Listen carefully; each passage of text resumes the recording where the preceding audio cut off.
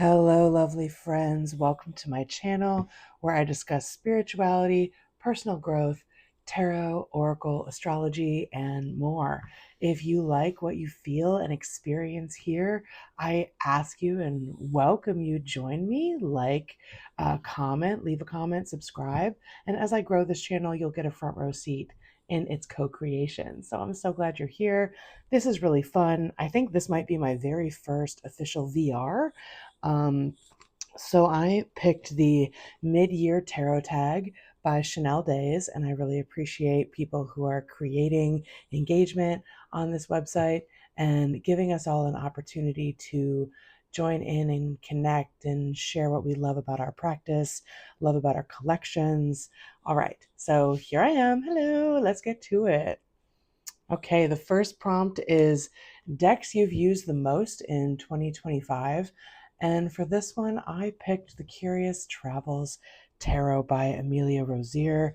This was, let's see, this is a US Games deck that came out in, I believe, late 2024.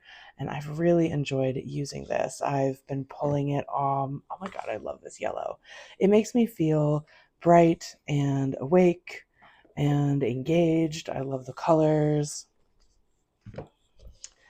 And I've been using this mostly on my altar because I have an altar cloth that really matches the colorway of this deck. So there's a lot of yellows, oranges, reds in that tarot cloth, and it just looks so freaking good next to it that I've used this deck there the most.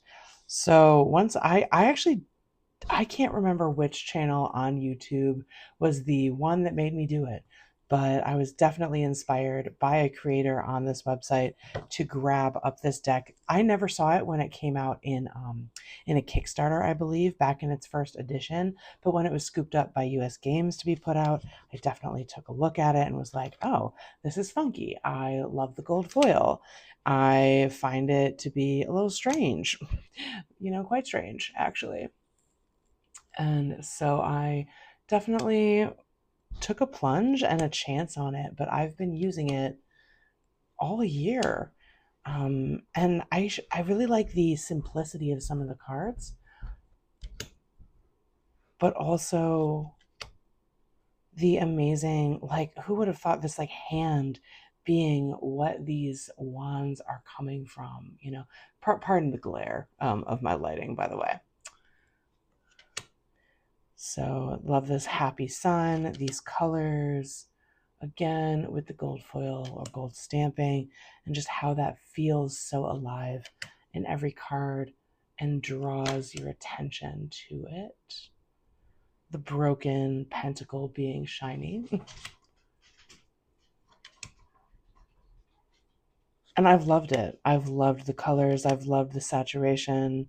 This gorgeous Empress. These, honestly, I can't get over the colors, y'all. I really can't. That's one of the major reasons why I'm in love with it. This stunning Hermit. I feel like once I saw this Hermit, it was a done deal. I was sold. It just really drew my attention to the all-encompassing darkness that we can go through or choose to go into when we're seeking our own wisdom in our own way. I love this Ten of Pentacles with elephant energy. Beautiful fiery night. Yeah, so I really loved this entire deck, and I've been using it constantly on that altar space. And I think as long as I keep that altar cloth on my altar, I will be using this deck there because it is perfection. I'm not usually picky for like color matching. For instance, my desk covering here doesn't really match with a lot of decks, but I don't care. I don't want to buy another one. So this is the one I use. But on that altar, it just is, it's stunning, and I get really amazing readings in my spiritual space. So yeah, that is the Curious Travels Tarot by Amelia Rosier. I have brought a few decks into my collection this year, but for this prompt, of one new deck that came in. I chose the Pulp Tarot by Todd Alcott on Etsy. I honestly, I've known about this deck for quite a while, and I wasn't drawn to it at first because I was like, well, it's not really my style. But then I actually saw a couple of readings done by a friend of mine who's not on TarotTube, and I fell for it. I love the vibes. The only thing I don't love about this deck, oh my god, it warps. Like, I don't know if you can even see how it's warped, but it wobbles, and so that's a little troubling. Like, the actual cardstock is frustrating in this, but I love the world that it's in, the age that it's in, the era. Hollywood. Oh, it's even bothering me to hold it like this because it's like curving away from itself. But I think that's the only negative I have about this deck. I love that each suit here's an example, has its own like title font. So it looks like you're looking at maybe a series, a serial, a comic, not a comic, but like a serial magazine or something. But then each high, oh my gosh, I can't with my words right now. Each major arcana has its own vibe. So the high priestess here absolutely has her own thing going on. The star, but then pentacles will look the same, cups will look the same. I think that's a really excellent treatment. And you can also see they have an icon on the top, the number rather, on the top. Excellent tower. It reminds me of what is that haunted tower in Disney World?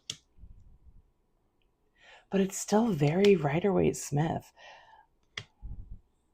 Todd Alcott does an amazing job in his decks of making things feel very Rider-Waite-Smith, very collagey, but it doesn't feel too heavy-handed in the digital editing of it. It really feels like I'm looking at the cover of a penny novel or something like that. All vibes here in the Four of Wands. Yeah, let's go to a beach party. Some very classical imagery, like we had sort of the female pope, the papist for the high priestess, very classical looking emperor.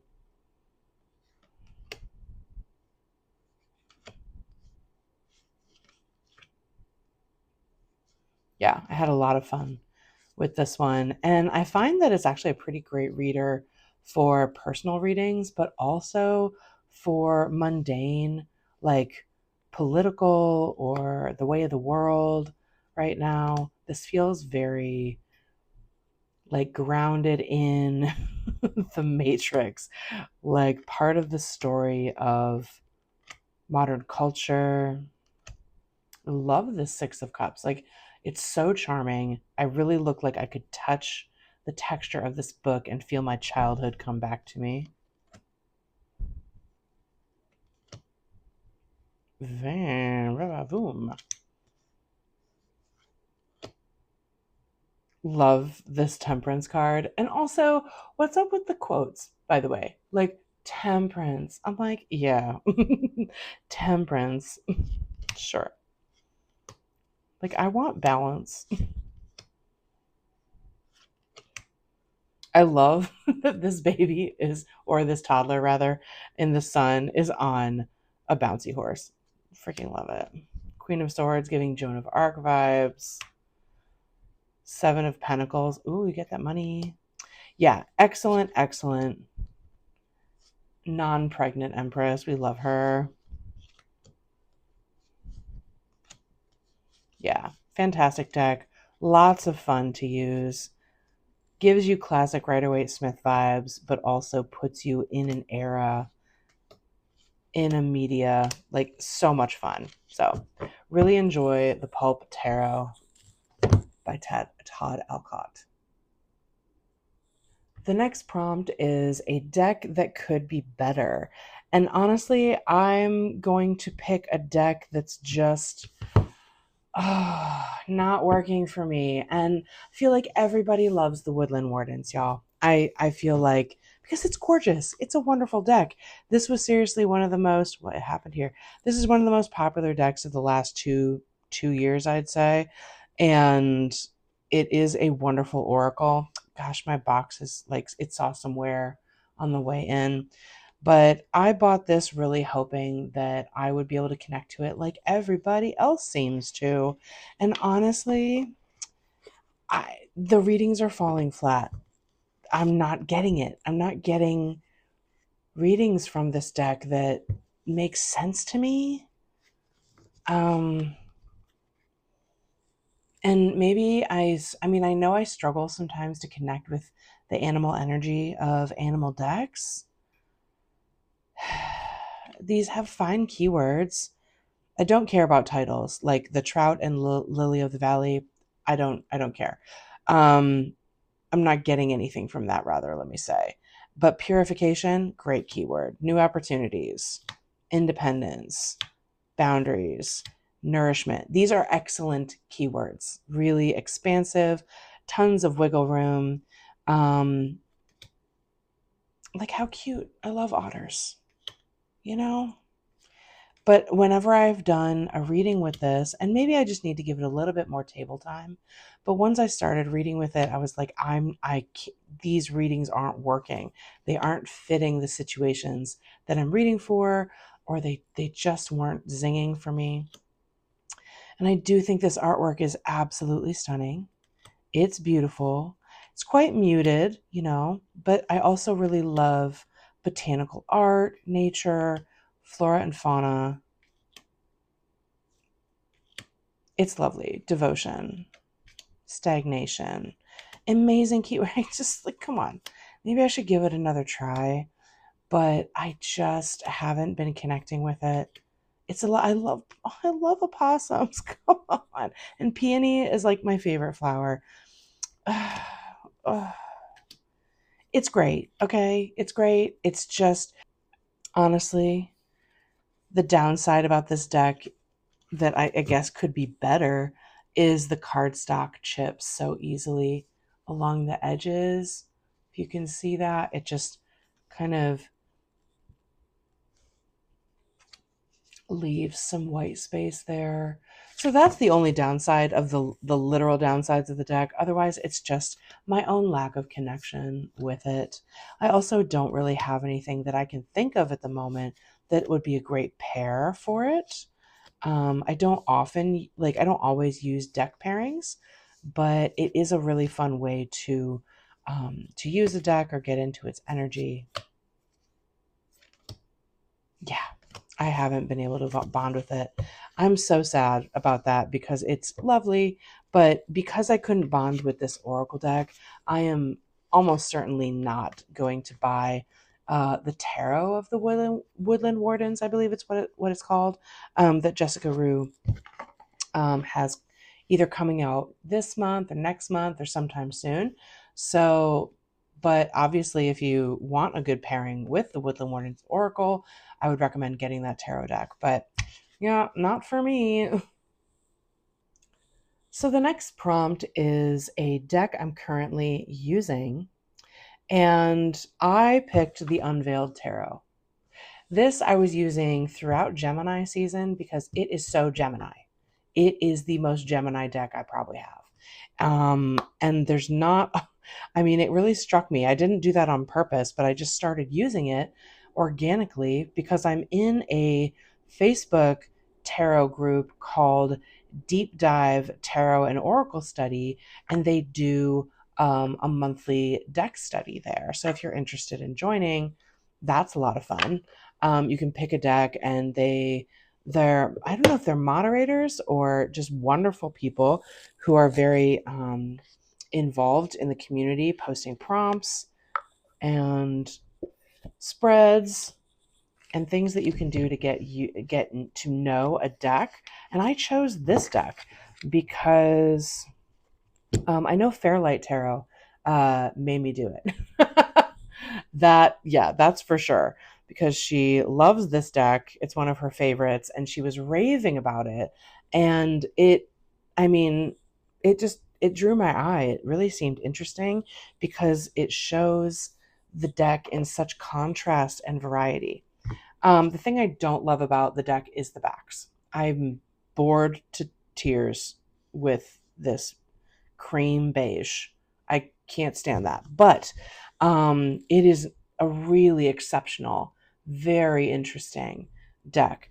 So if you haven't seen it already, here's one of the extra cards, the Mob. This is grotesque, so we're going to pass it.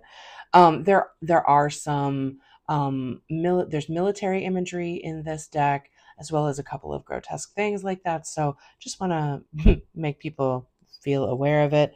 But then what we have is each card is playing off of perhaps the Rider-Waite-Smith imagery, not all the time, and possibly something modern or of another era. So you have the Wheel of Fortune here, and you're seeing the wheel itself with the zodiacal characters and the Egyptian characters and imagery. But then you see that it's actually, you're taking bets. You are taking chances and risks. One of the best 10 of Swords, honestly. Yes, again, a bit grotesque, pardon, but I don't shy away from that. But really you can see like this idea of, oh, look at all this frivolity. Look at all of this play and party and everything. And then here's somebody who's seemingly betrayed, perhaps in the back. But what I see this as, like, I'm not playing the part anymore. Like, I'm letting go of the mask that I'm actually having a good time here. That sort of thing. Speaking of having a good time here, we have the Three of Cups. Like, I'm not going to do a full walkthrough of this deck, I promise. But it's so cool. It's just so interesting. We're seeing the aftermath of a party, like you've gone too hard. And then you're seeing the actual, like, beautiful party of the Three of Cups in the middle and the window. The Three of Pentacles is fantastic. It really reminds me of, I mean, I don't know where it is in here, but the Tower card. But it looks like, you're rebuilding a tower that's fallen down, which I find really evocative. Again, you're seeing a lot of contrast, the idea of balancing your responsibilities with a grenade in the center.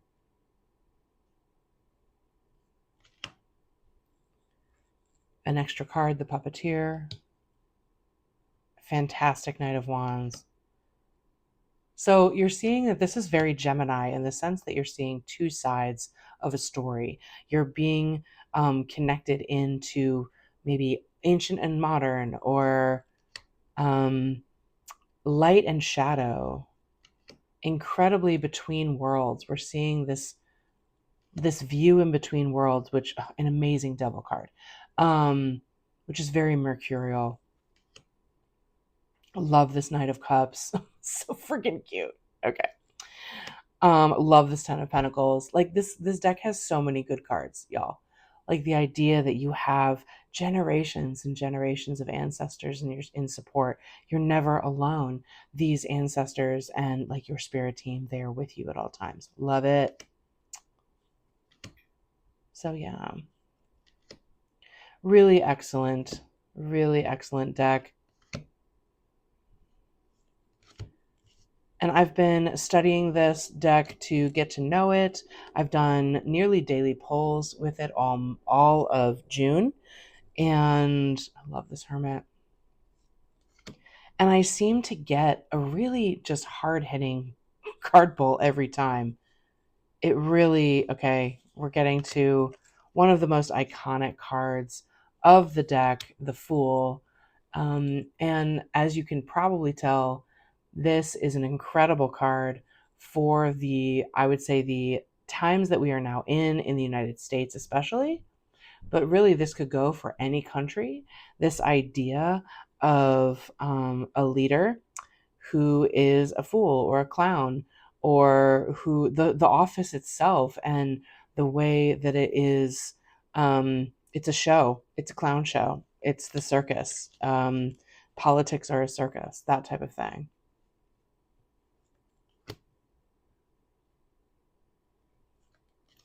Yeah, so I'm really enjoying it. I'm gaining a lot of insight from these daily polls. Yeah, it's excellent. I really like it a lot.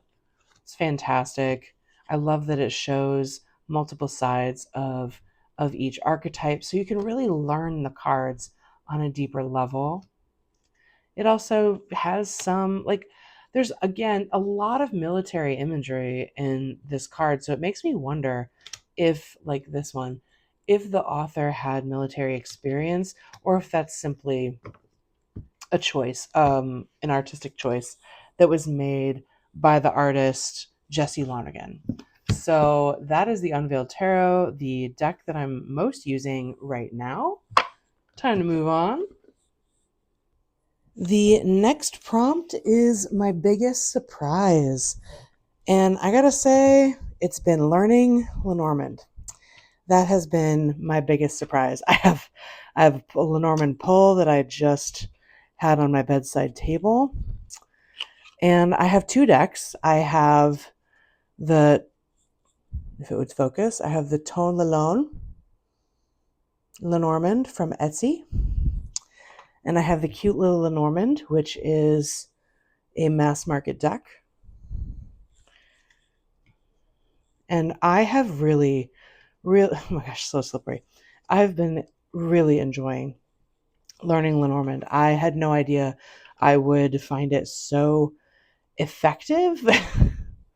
I don't know if that's the right word, but like, I know I've read tarot for years and I don't usually do fortune telling style reading, divination in the way of like, tell me what's going to happen. But I've learned so much. This is the deck I have that has this book. This is the book I have. This is what I'm using to learn, which I find incredible. I know this is absolutely Elisa Pepez made me do it. Purchase with the cute little Lenormand and her series of videos about learning Lenormand. But I also have gotten this Tone Lalone deck from Etsy. There we go. And it is so colorful and bright and fun and goofy. I love it. Look at these freaking faces. Like, I love it. I've actually probably read the most with this deck. It was such a fun little Etsy purchase. The artist also has a tarot deck if you're interested in the style, but I'm probably not going to get that. But I love this for Lenormand. It's simple, easy to read. You can tell what the card is. It comes with the playing card. And yet it's a little busy. And I enjoy that. I enjoy the colors. I enjoy the funkiness. There are gendered cards. There's man and woman.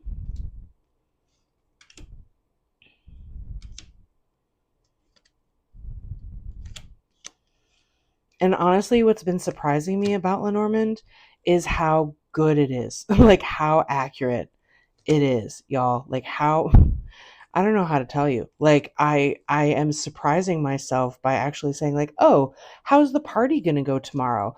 And then I pull basically the equivalent of, "You're going to have a freaking great time. It's going to be sunshiny and, fantastic and flirty."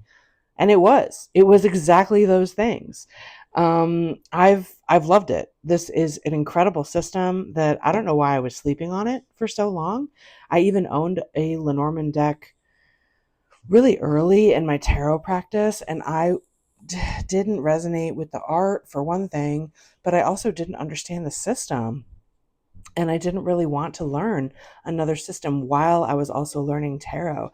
But now that I've, fully learned tarot, of course, I mean, am I ever fully knowledgeable? No, I always have things to learn. I will always be learning. This is fine.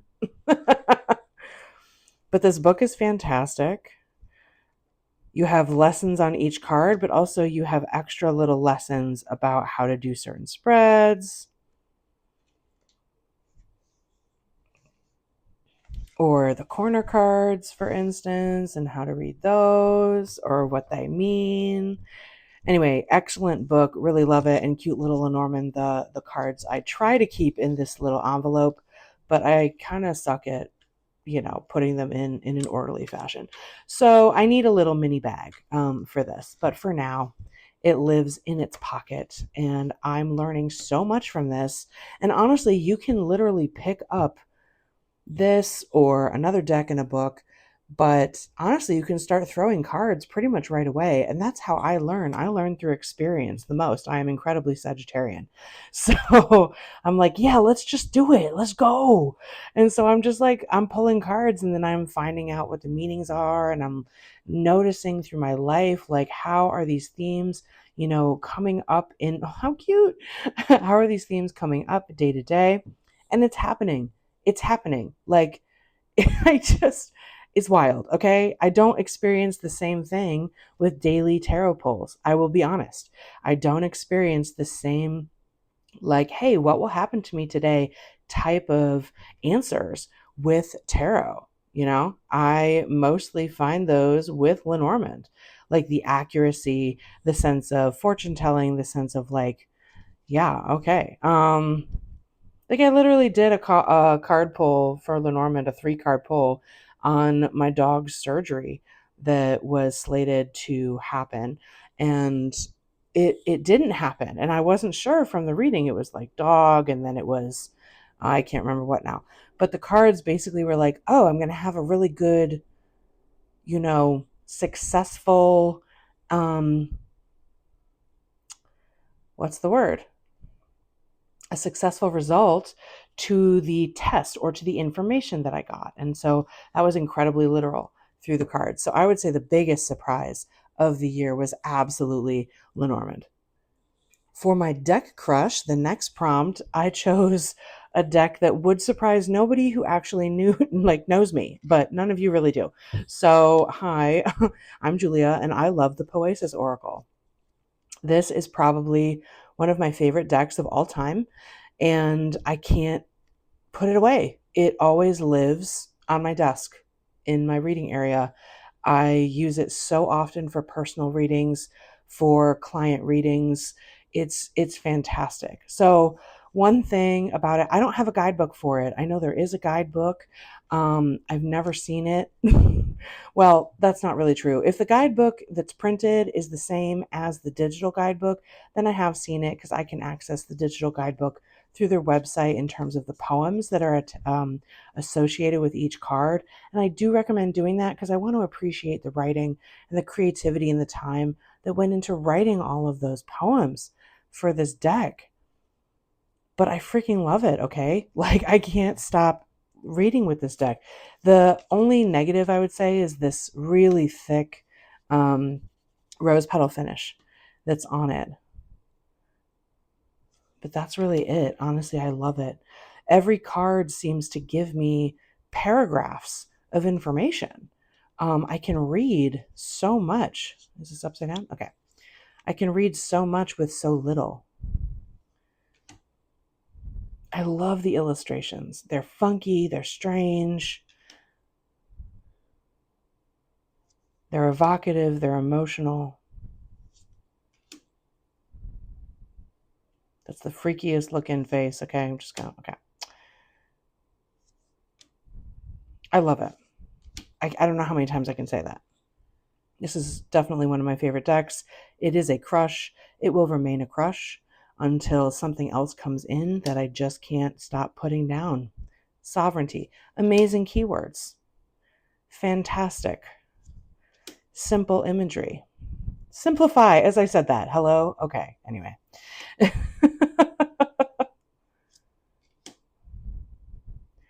Fantastic. So much fun to read with.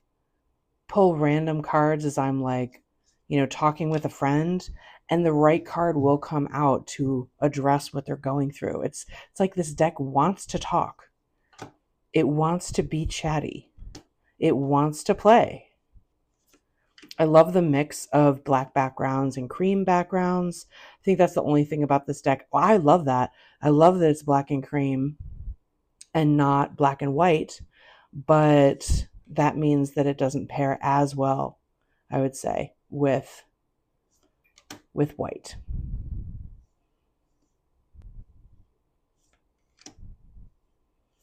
I'm just going to keep using it. Honestly, it means so much to me. It's stuck with me for the last year.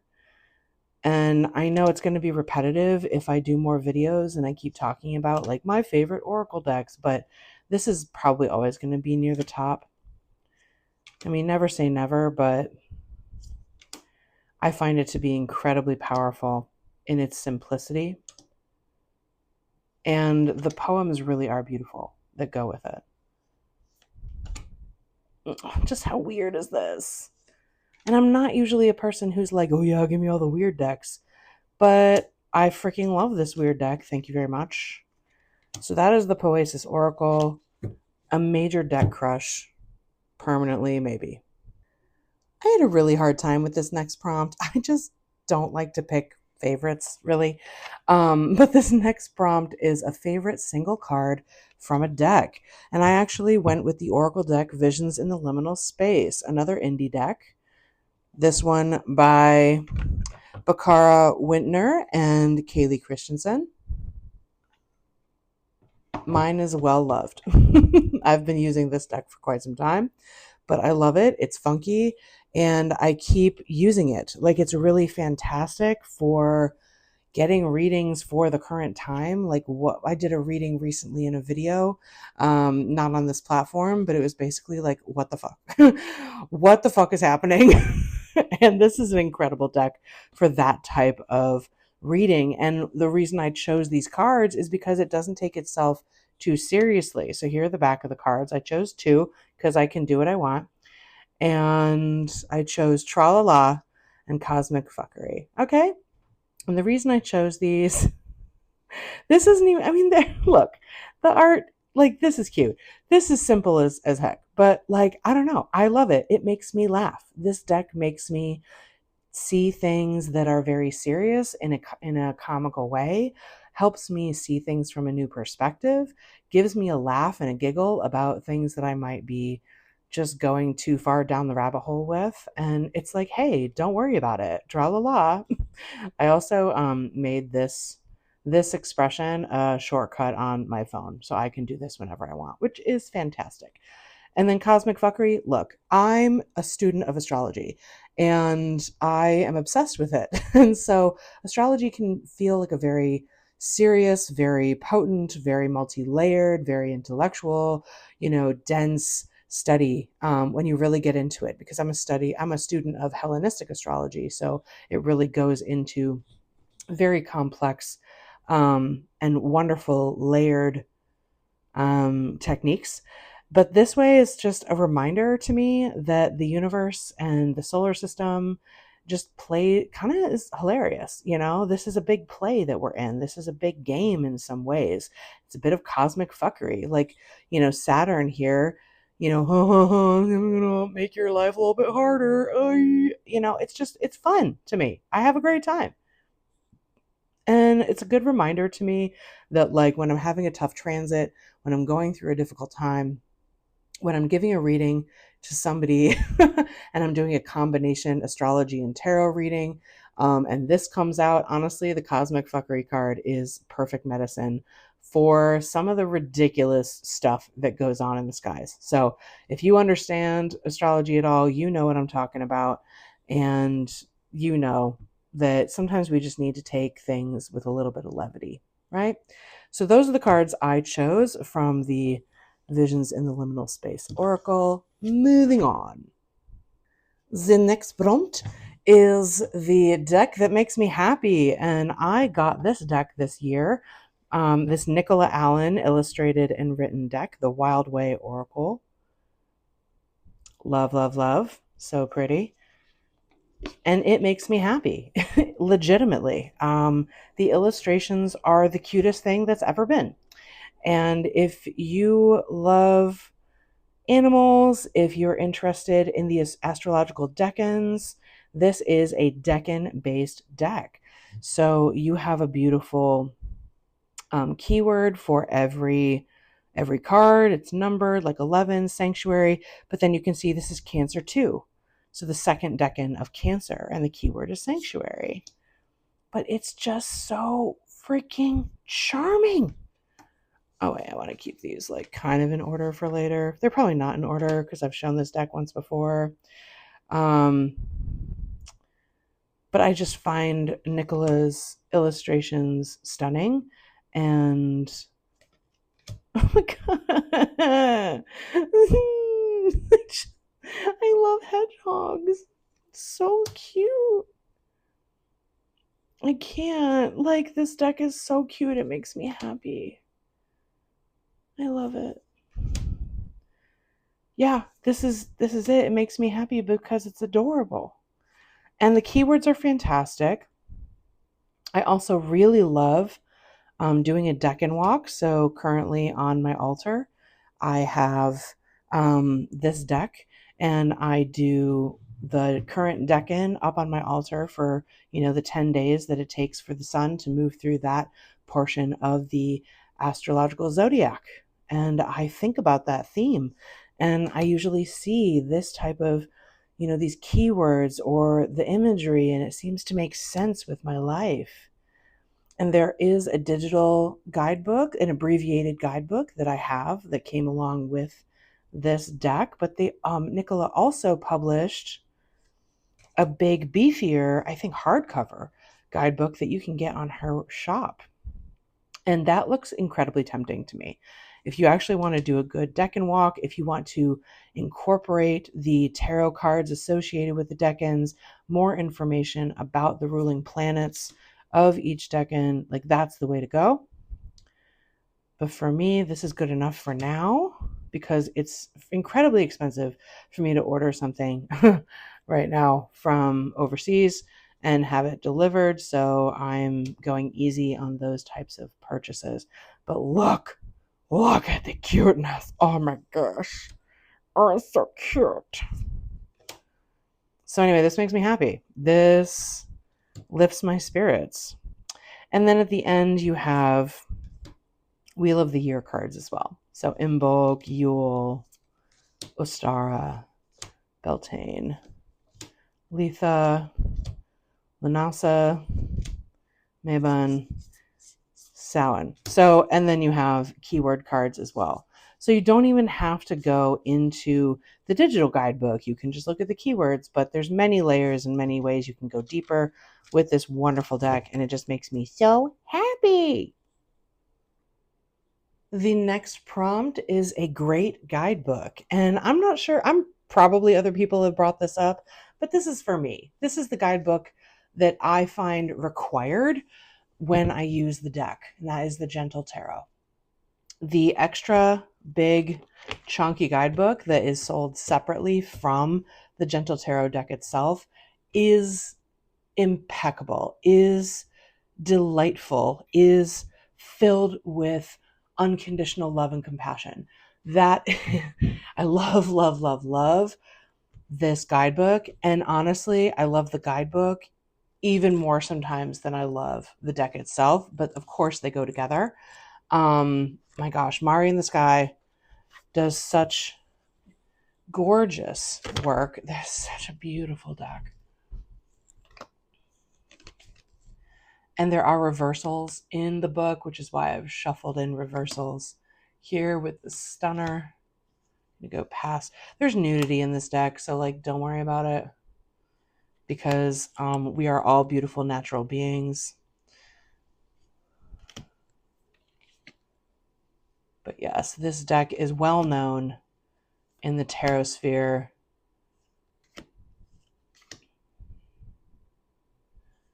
And I find it, for me personally, in order to get the most out of this Stunner, this gorgeous deck, I need the guidebook. And one reason why I'm bringing this out again now is because I recently had an exceptional emotional, touching, moving, powerful conversation with my spirit guides using this deck, which I had never done before. And what made me feel so connected to them was the guidebook. So, of course, the cards too. Yes, absolutely. They are in combination. They are, you can't, I think, have one without the other. Such a beautiful card. Oh my gosh, I love her art so much. It's beautifully, I love the colors. I love the illustrations. The way you can tell that Mari has an intimate relationship with the land it's so beautiful. So that deck is incredible and I love it. The deck, I mean the book though. Okay. Marisa Rice Aparicio Tovar is Mari in the Sky. And it's incredible. You get full page color cards, and then you can see up at the top like what card, and if it's the moon, that's the major arcana. Then you have the cups, you have the wands, you have pentacles and swords in terms of the symbols up there, but they have different names in there's 10 of cups, 2 of wands, but then we have thunder for swords and stones for pentacles. But yeah, this book is incredible, and it always meets me where I am. It always touches my heart, and it is, like I said, filled with unconditional love. And that is the tone that I know my guides take with me when they talk with me, because our spirit team on the other side is unconditional love. They don't judge us, they don't yell, they don't scold, they support us, and they remind us, like, you've got this. I've got you. We're on this team together. And that's the tone that I feel like is very present with this book. And because it's so grounded, incredibly grounded in the earth and in the elements, that I feel like, spirit guides, because they have incarnated as humans before on the earth, they understand this experience that we're going through. And so I feel like these words, these poetic sentences mean so much, and it really feels like I'm being spoken to heart to heart directly from the other side, the spirit realm. So I am going to continue playing with the gentle tarot when I'm speaking to my guides and see kind of how that goes for me, because I just felt so built up, so full of love. I cried multiple times. It was just fantastic. So I highly recommend using this deck that way if that resonates with you, or finding a way to use this tarot deck when you don't only need to use this when you feel low or when you feel heavy or overburdened, but if you do, it's here for you. This is my favorite gentle tarot. So that's my favorite deck right now, or that's my favorite guidebook right now. Well, this one I have empty hands for, because the prompt is, what deck do you want by the end of the year or are still waiting on? And I'll be honest, I backed the Kickstarter for the Mercury Oracle by Louis Neef, like, how many years ago? 2.5? I don't know. I don't think it's been 3 years yet. So that's a little much. But it's been a number of years that I've waited for that deck, and I'm sad not to have it in my hands because it's so beautiful. It's brilliantly conceived. It's a square deck with really brilliant, bold colors.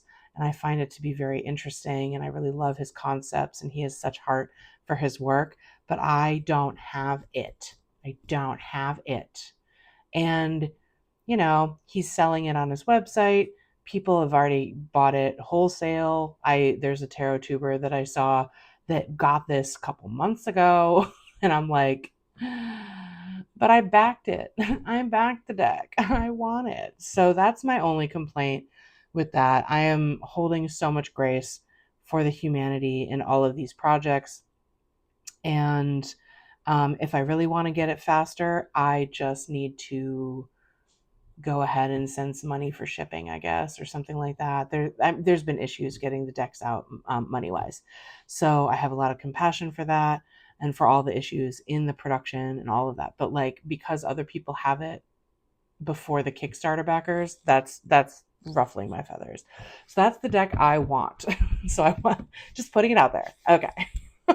Next prompt is, which deck hasn't been used yet or barely, but you still want to work with it this year? I'm going to say, I keep showing indie decks, but you know what? Doesn't matter. This is the Seed Tarot by the Tarot Studio. And I backed this first edition on Kickstarter, and I haven't used it. It's beautiful. Maybe I mean, right when I got it for the first time, I used a little bit, but it deserves its time in the sun. It deserves some space on my table. So there's a little guidebook, which is lovely. Really lovely matte gold edging that, I'm not really sure it can take a lot of wear and tear. There's already some spots, and I've used it maybe once. So, but I do riffle shuffle.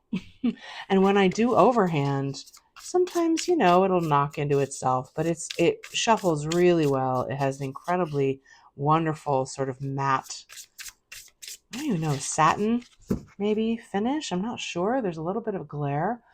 But it's incredible because there's both a tarot and an oracle in one. And I do love that. I have a couple of decks that do that, and I find them incredibly useful for reading both with the tarot system, but also as oracles. So this one, it kind of goes with what I find inspiring. Do I feel like doing a tarot pull, or do I want to just read the keywords, or both? So reap what you sow for the Six of Pentacles. Apparently I shuffled in reversals at one point. Glory is on the horizon with the Three of Pentacles. Soften and allow the light to enter in. Justice. Incredible. Like, I would never think to read justice with that perspective, honestly, if I'm real. Let me see. Does the gold, am I getting sparkles off on me? Nah, not really. So how, like, that's fascinating to me that this is justice, but this is going to give me a whole new view on tarot. Instead of just typical keywords, this is opening it up even wider for me. And again, it's very nature-based. It's very grounded. It's the journey of the seed. Relax. It's as easy as you make it. You are, oh, this is an extra card, Cosmic Portal. You are unlimited potential. Be open to exploration with the Queen of Cups. Five of Swords. The sun will always shine after the fact. Oh, yes. And I believe with this deck, the seeds, I think this is an extra card in addition to the ace. I'm going to see if that's the truth. I can't remember now. Anything can happen with the Six of Cups. Keep rising, Eight of Cups. So again, these keywords or key phrases aren't really exactly along the lines of the tarot, which I find interesting, but they work. As far as I can tell, they keep working. Yes, Ace of Pentacles. So we have the seed, which comes before the ace, which I find interesting. Maybe it is about like building energy. The Seed of Cups. Do you love what you see? It's basically saying, here's the beginning of that journey of the seed in that suit.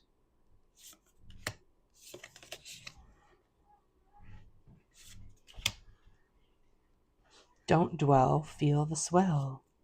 Cute. So yeah, I feel like this deck needs a little bit of time on my table and deserves it.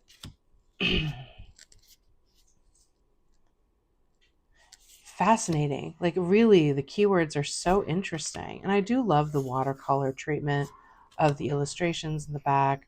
I'm really enjoying the sort of sketchy quality of the illustrations themselves. I just realized my mic has been... Okay, I really hope my mic hasn't been scratchy the whole thing. Sorry about that if it was. I'll have to check my sound. Hermit, there is always tomorrow. Like what? Like what is that? But again, you can read it as a tarot or an oracle. And I think I'm going to be doing a combination of both. Something here is, it's incredibly simple. It's a little pippish, right? So I really feel like the key phrases are kind of holding the weight of the card. Page of Wands, the court cards seem to have, crowns. Yeah, it's pippish, but that's okay. Honestly, I think with these key phrases, it makes it much more readable. If it didn't have them, I wouldn't really feel drawn to this, I think, now that I'm looking at it.